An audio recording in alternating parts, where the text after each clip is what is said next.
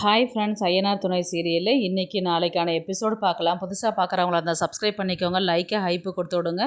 வாங்க வீடியோக்குள்ளே போகலாம். நேற்றுக்கு எபிசோடு எதில் முடிச்சிருப்பாங்கன்றது பார்த்தீங்கன்னா, இவங்க சந்தாக்கு கல்யாணம் ஆகிறத தடுக்கிறதுக்காக சேரன் அவங்க எல்லாருமே போவாங்க இல்லைங்களா. அந்த இடத்துல அவங்க அப்பா கொடுக்கவே மாட்டேன், என் பொண்ணை கல்யாணத்தை நிறுத்தத்துக்கு வந்தியா, என் பொண்ணை நான் உனக்கு கொடுக்க மாட்டேன், உன் குடும்பத்துக்கும் என் குடும்பத்துக்கும் செட் ஆகாது, நான் தான் ராமேஸ்வரத்தில் உங்கள்கிட்ட தெளிவாக சொல்லிட்டு வந்துட்டேன்னு, அதை மீறி எதுக்கு இங்கே என் பொண்ணை கல்யாணத்தை நிறுத்தத்துக்கு வந்தியா, முதல்ல இங்கேருந்து வெளியில் போ அப்படின்னு சொல்லிட்டு தான் அவங்க ஆளுங்களை விட்டு அடிப்பாங்க, இடத்த விட்டு துரத்தி விடுறதுக்கு பார்ப்பாங்க.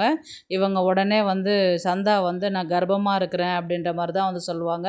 உடனே அவங்க அம்மா கல்யாணம் நிறுத்துறதுக்காக இந்த பொய் சொல்கிறியா நீன்னு கேட்டதுக்கு, இல்லை நான் சத்தியமாக கர்ப்பமாக தான் இருக்கிறேன் அப்படின்ற மாதிரி தான் சொல்லுவாங்க.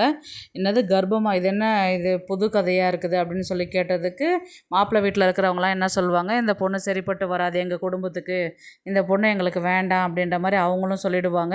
உடனே சந்தாவை கல்யாணம் பண்ணிக்க போகிற அவங்க மாமா கிட்ட தான் போயிட்டு, மாமா என்னை மன்னிச்சிருங்க, இந்த மாதிரி சூழ்நிலை இருக்கும்போது நான் எப்படி அவரை விட்டுட்டு உங்களை கல்யாணம் பண்ணிக்க முடியும், என் நிலைமை நீங்கள் புரிஞ்சுப்பீங்கன்னு நான் நினைக்கிறேன், நான் தயவுசெய்து என்னை அவர்கிட்ட வாழ விடுங்க அப்படின்ற மாதிரி தான் இவங்க அவர் கல்யாணம் மாப்பிள்ளைகிட்ட கேட்பாங்க சந்தா. அவங்களும் நேராக போயிட்டு சேரனை அடிச்சுட்டு அங்கேருந்து கிளம்பி போயிடுவாங்க. உடனே எல்லாருமே பயங்கரமாக சண்டை போட்டுட்டு இருக்கும்போது நிலா என்ன சொல்லுவாங்கன்னா, இவங்க சோழன் போயிட்டு என்ன தான் நடக்குது, எல்லாம் அங்கங்கே தனித்தனியாக நின்று கும்பலாக பேசிகிட்டு இருக்கிறாங்களே, என்ன தான் பேசிகிட்டு இருக்கிறாங்க, ஒன்றுமே நமக்கு புரியவே இல்லை அப்படின்னு சொல்லிட்டு சோழன், பாண்டியன், பல்லவன் நிலாலாம் நின்றுருப்பாங்க. நிலாவுக்கு விஷயம் புரிஞ்சதுனால, இருங்க எடுத்தேன் கவுத்தன் போயிட்டாங்கலாம், தாம் குதிக்காதீங்க, சண்டை போடாதீங்க, ஒரு நிமிஷம் அவங்க என்ன சொல்கிறாங்கன்றதை கேளுங்க அப்படின்ற மாதிரி தான் நிலா சொல்லுவாங்க. உடனே என்ன நிலா பேசிகிட்டு இருக்கிற, வந்தால் பொண்ணை கூட்டின்னு போகணுன்னு சொல்லிட்டு தானே வந்தேன், இப்போ போய் பொண்ணெல்லாம் தூக்க வேணாம், அங்கே எதுவும் பிரச்சனை பண்ண வேணான்னு சொல்லிட்டு சொல்கிறேன், நீ என்ன லூஸா அப்படின்ற மாதிரி தான் சோழன் நிலாவை பார்த்து கேட்பார். நான் இல்லை லூஸு, இப்போ அண்ணன் பண்ண அவங்க சந்தா என்ன சொன்னதுனால கல்யாணம் நின்றுச்சு இப்போன்றது தெரியுமா அவங்களுக்கு அப்படின்னு கேட்டதுக்கு என்ன சொல்லியிருப்பாங்க, நான் அவனை லவ் பண்ணுறேன், என்னை கல்யாணம் பண்ணி வைங்க அப்படின்ற மாதிரி தானே அவங்க சொல்லியிருப்பாங்க அப்படின்னு சொன்னதுக்கு, அப்படி இல்லை அவங்க கர்ப்பமாக இருக்கிறேன்னு சொல்லிட்டு சொல்லியிருக்கிறாங்க. கர்ப்பமாவா அப்படின்னு சொல்லிட்டு எந்த நேரத்தில் ஒரு ட்விஸ்ட்டுன்னா ஒரு காமெடி பண்ணுவார் சோழன். என்னன்னு இல்லை, நீ கர்ப்பமாக இருக்கிறியா, என்கிட்ட இது சொல்லவே இல்லை, எந்த இடத்துல சொல்லணும்னா உனக்கு விவஸ்தையே இல்லையா, ஐயோ நீ கர்ப்பமாக இருக்கிறேன், நான் அவனை எப்படி அங்கேருந்து கூட்டின்னு போகிறதுன்னு நினச்சேன், எனக்கு இல்லை கர்ப்பம், அவங்க சந்தா தான் கர்ப்பமாக இருக்கிறேன்னு சொல்லிட்டு சொன்னாங்க, அதனால தான் கல்யாணம் நின்றுச்சு, அதனால தான் சொந்தக்காரங்கள்லாம் தனித்தனியாக நின்று பேசிக்கிட்டு இருக்கிறாங்க அப்படின்னு சொன்னதுக்கு, என்னது சந்தா கர்ப்பமாக இருக்குதான்னு சொல்லிட்டு மயக்கடிச்சு விழுவார். ஆமாம் சோழன், அதுதான் சந்தா சொன்னாங்க, அதனால தான் இப்போ கல்யாணமே நின்றுடுச்சு அப்படின்ற மாதிரி தான் சொல்லுவாங்க. அனீஷ் தனியாக சேரனை கூப்பிட்டுட்டு போய் பேசுவார்.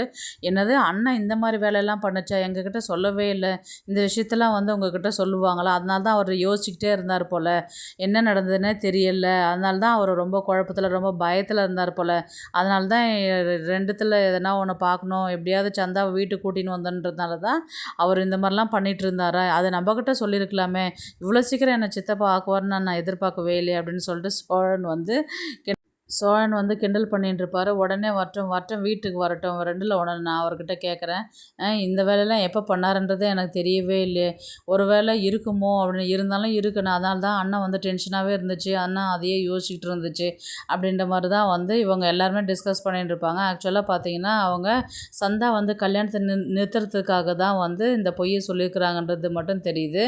அவங்க சேரனும் இந்த விஷயத்தை பண்ணியிருக்க மாட்டார், ஆனால் நான் பண்ணியிருப்பாங்க அப்படின்ற மாதிரி தான் நேற்று கதையில் சொல்லியிருந்தேன். ஆனால் இது பண்ணதா இல்லை பண்ணலையே, இல்லை கல்யாணம் நிறுத்துறதுக்காக சந்தா போட்ட ட்ராமாவான்றது தெரியல.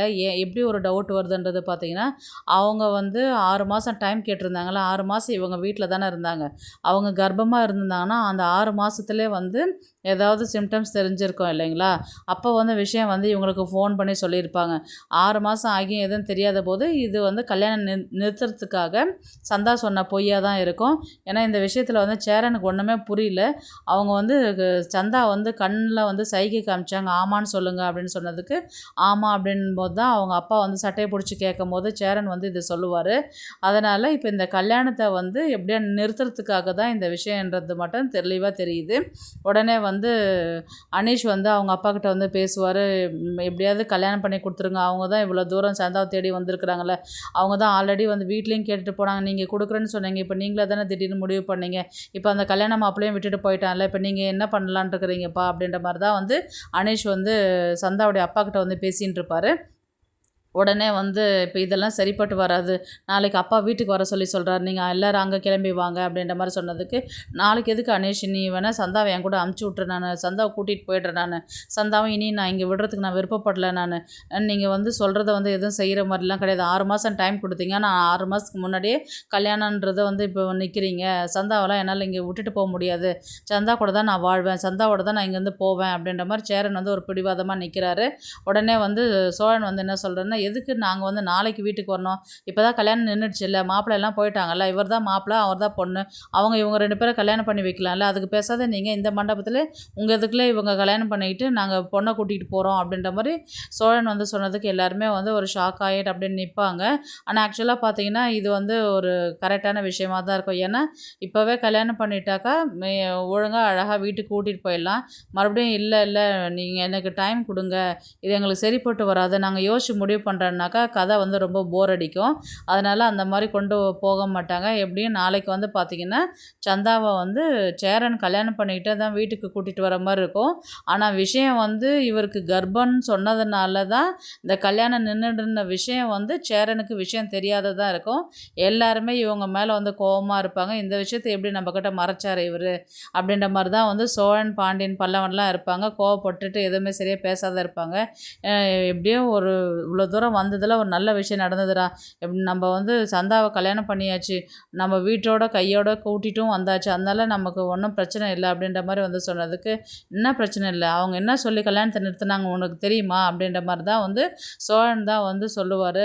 என்னடா என்ன லவ் பண்ணுறேன் கல்யாணம் பண்ணி வைங்கன்னு காதலில் விழுந்து கெஞ்சாத குறையாக கேட்டுச்சு அதானே அப்படின்னு கேட்டதுக்கு, ஆமாம் அது இல்லை விஷயம், நீ அப்பாவாக போறியா அப்படின்ற மாதிரி தான் வந்து சோழன் வந்து சொல்லுவார். என்னது நான் அப்பாவாக போகிறேன்னான்னு சொல்லிட்டு சேரன் வந்து மயக்கடிச்சு தான் கீழே விழுவார்.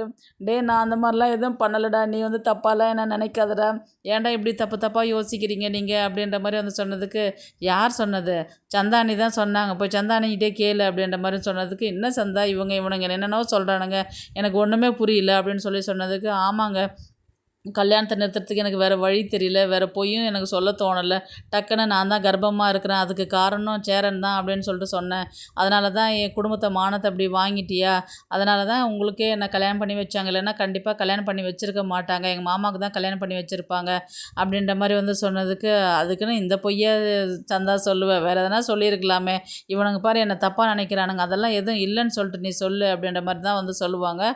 இவங்க வந்து சந்தா வந்து அவங்ககிட்ட எல்லாம் இல்லை, நான் கல்யாணத்தை நிறுத்துறதுக்காக தான் நான் இந்த பொய் சொன்னேன், எனக்கு வேறு வழி தெரியல, எனக்கு இவரை விட்டுட்டு இவரை பார்த்ததுக்கப்புறம் எனக்கு இவரை விட்டுட்டு வெளியில் போகணுன்னு தோணலை, இவர் கூடவே எனக்கு வந்துடணும்னு போல தோணுச்சு, அதனால தான் நான் இந்த பொய் சொன்னேன், நான் எல்லோரும் என்னை மன்னிச்சிருங்க அப்படின்ற மாதிரி வந்து சொன்னதுக்கு, அப்படியா நாங்கள்லாம் ரொம்பவே பயந்து போயிட்டோம் அப்படின்ற மாதிரி தான் வந்து இவர் சோழன், பாண்டியன்லாம் சொல்லுவாங்க.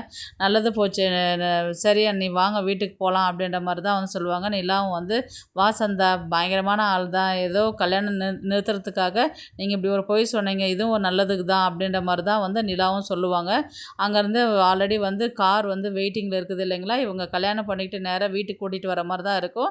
நாங்கள் வீட்டுக்கு போயிட்டு ஒரு ரிசப்ஷனுக்கு நல்ல தேதியை வந்து குறிச்சிட்டு உங்ககிட்ட சொல்கிறோம், அன்றைக்கி கிளம்பி நீங்கள் அங்கே வந்துடுங்க அப்படின்ற மாதிரி தான் வந்து இவங்க சொல்லிட்டு போவாங்க. கல்யாணம் நடக்காமல் இன்னும் தள்ளி போய்கிட்டே போனால் சேரனுக்கும் சந்தாவுக்கும் கல்யாணம் நடக்கிறது வந்து ஒரு கனவாக தான் கொண்டு போகிற மாதிரி இருக்கும் கதை. ஆனால் இது ரொம்ப போரிங்காக இருக்கும். என்னை டைரக்ட் ஒரு முடிவு பண்ணி என்னை சந்தாவுக்கும் சேரனுக்கும் கல்யாணம் பண்ணி கொடுத்துட்டா அடுத்த பிரச்சனை வீட்டில் என்ன கொண்டு வரலாம், வீட்டில் எப்படி பிரச்சனை வரும், நிலாக்கும் சந்தாக்கும் எப்படி வரும், இல்லை நிலாக்கும் சோழனும் சேரனுக்கும் சந்தாகம் இப்போ எப்போ பார்த்தாலும் இவங்க தான் சமைக்கிற மாதிரி இருக்கும், இவங்க வெளியில் கிளம்புற மாதிரி இருக்கும், நாங்கள் மட்டுமா வேலை செய்யணும் அப்படின்ற மாதிரி கதையை கொண்டு போகிறதுக்கு நிறைய சான்சஸ் இருக்குது. அடுத்தது வந்து பார்த்திங்கன்னா வானதிக்கும் பாண்டியனுக்கும் கல்யாணம் பண்ணுற கதையை தான் வந்து கொண்டு போகிற மாதிரி இருக்கும். பார்க்கலாம் கதையை வந்து எப்படி எடுத்துகிட்டு போகிறாங்கன்றது. இந்த வீடியோ உங்களுக்கு பிடிச்சிருந்தா ப்ளீஸ் லைக் பண்ணுங்கள், ஷேர் பண்ணுங்கள், சப்ஸ்கிரைப் பண்ணுங்கள். தேங்க்ஸ் ஃபார் வாட்சிங். இந்த வீடியோ பிடிச்சிருந்தா லைக் பண்ணுங்க, நம்ம சேனலை சப்ஸ்கிரைப் பண்ணுங்க. உங்க ஆதரவு ரொம்ப முக்கியம். நன்றி.